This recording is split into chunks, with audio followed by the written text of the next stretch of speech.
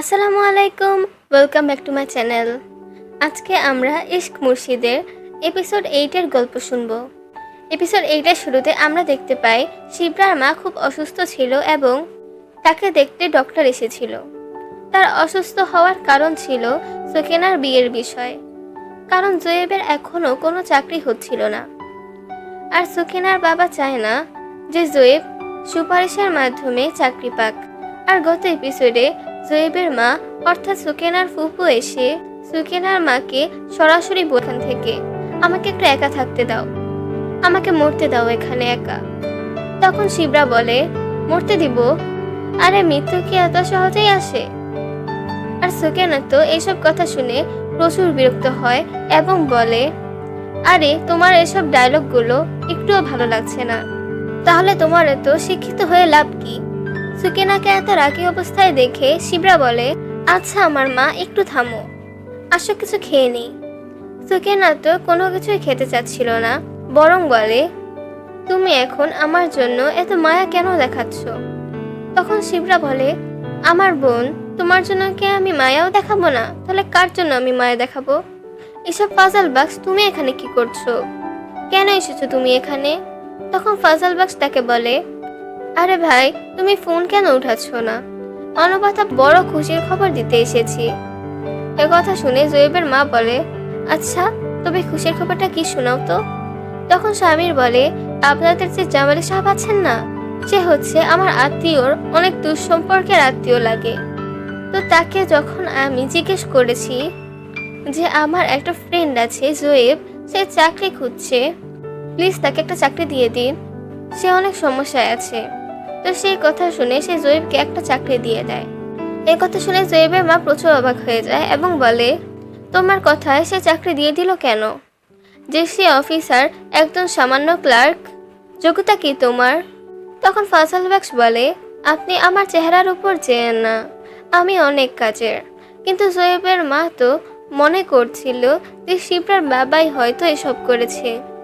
তখন সে রাগ করে ফাজাল বাক্সকে বলে, আমার বাসা থেকে বের হয়ে যাও এবং গিয়ে শিবরা বাবাকে বলো যে আমি আমার ডিসিশন থেকে এক কদমও পিছাবো না। তাকে বলে দাও যতক্ষণ না পর্যন্ত চাকরি হবে ততক্ষণ পর্যন্ত আমি তার মেয়েকে বাসায় নিয়ে আসবো না। তখন ফাজাল বাক্স তার কথায় প্রচুর রাগ করে এবং বলে, আরে আমি তার কথায় আসিনি, কেন বুঝছেন না আপনি? তখন সে তার ফাজাল বাক্স একটু শান্ত হয়। বাসা থেকে বের হয়ে তখন সে অর্থাৎ আমরা বুঝতে পারি যে জোয়েবের মা সুলাইমান সাহেবকে কমপ্লেন করে দিয়েছে।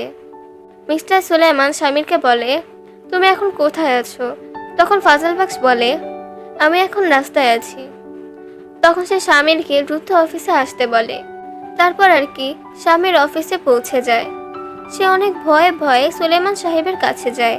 মিস্টার সুলাইমান তাকে দেখে বলে, আসো ভিতরে আসো। এরপর তো মিস্টার সুলাইমান তাকে বকা দিতে শুরু করে। সে বলে, চলে গিয়েছি। এ কথা শুনে তো মিস্টার সুলাইমান আরো তাকে বকা দিতে থাকে আর স্বামীরকে ওয়ার্নিং দিয়ে দেয় কখনো তাকে না জিজ্ঞেস করে এমন কিছু না করে। স্বামীরও হ্যাঁ বলে এবং অভিমান করে সেখান থেকে চলে যায়। তারপর সে তার নিচের ডেস্কে গিয়ে বসে থাকে। সে শিবরার কথা চিন্তা করতে থাকে। কিন্তু তখনই তার সামনে দুজন ক্লার্ক আসে। তাদের মধ্যে থেকে একজন স্বামীরকে জিজ্ঞেস করে যে তার কি হয়েছে। স্বামীর কিছু জবাব দেয় না। তারপর আরেকজন বলতে থাকে, হয়তো সুলাইমান সাহেব তাকে কিছু বলেছে। তার মুখ হয়। শিবরা তার মাকে খাবার খেতে বলে, কিন্তু তার মা কিছুই খাচ্ছিল না।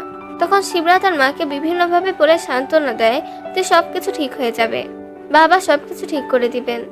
তখন শিবরার মা বলে, তোমার ফুপুকে এত সহজেই সবকিছু মেনে নিবে? আর তোমার বাবা কি এত সহজেই তার রুলস ভেঙে দিবে? তাদের দুজনকে আমি অনেক ভালোভাবে চিনি। তখন শিবরা তার মাকে বলে, আপনি কিছু চিন্তা করবেন না, দেখবেন ফুপু আজকে আমাদের বাসায় আসবে এবং বাবা সবকিছু শর্ট আউট করে দিবে। তার কথা শুনে শিবরার মা অবাক হয়ে যায় এবং শিবরাকে বলে, কি আজকে তোমার ফুপু বাসায় আসবে? সে কিভাবে মেনে গেল এত সহজে? তুমি সব খুলে বলো আমাকে। তার কথায় শিবরা কোনো উত্তরে দিতে পারে না, চুপ করে বসে থাকে। সিন শিফট হয় শিবরার ফুপুর কাছে। সে মাথায় কাপড় পেঁচিয়ে অসুস্থ হওয়ার অ্যাক্টিং করতে থাকে তখন সেখানে শিফট হয় শিবরার বাবার কাছে। সে তার বোনের জন্য অনেক খাবার নিয়ে এসেছিল। তখন শিবরার মা বলে, এতগুলো খাবার নিয়ে এসেছো কেন? তখন শিবরার বাবা বলে, আরে আজকে আমার বোন আসবে, তাই এতগুলো খাবার নিয়ে এসেছি। তারপর শিবরার মা বলে, আপনার কি মনে হয় আপনার বোন এত সহজে মেনে যাবে? তার কথা শুনে শিবরার বাবা বলে, আরে সে আমার বোন, আমার নিজের রক্ত, সে এরপরে সেখানে তখন শিবরার বাবা বলে, হ্যাঁ আমি গিয়ে দেখে আসছি। আর সে বলে, তুমি কি ফাজল বক্সকে দেখেছো?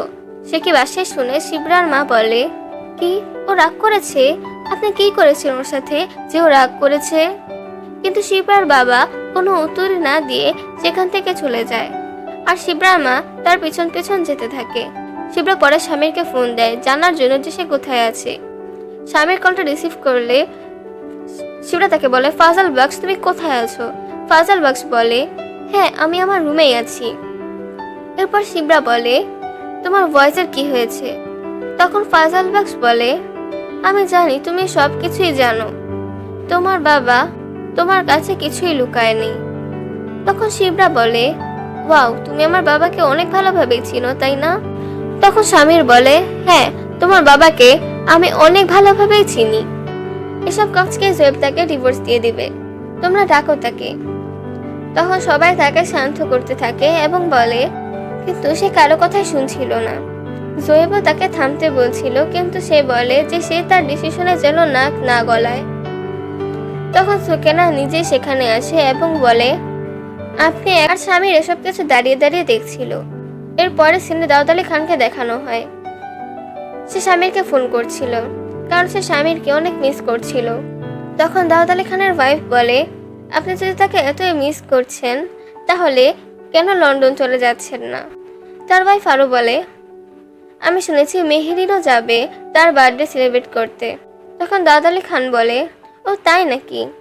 তার ওয়াইফ আরও বলে, হারুন বেগ তার মেয়ের জন্য স্বামীরকে চুজ করেছে।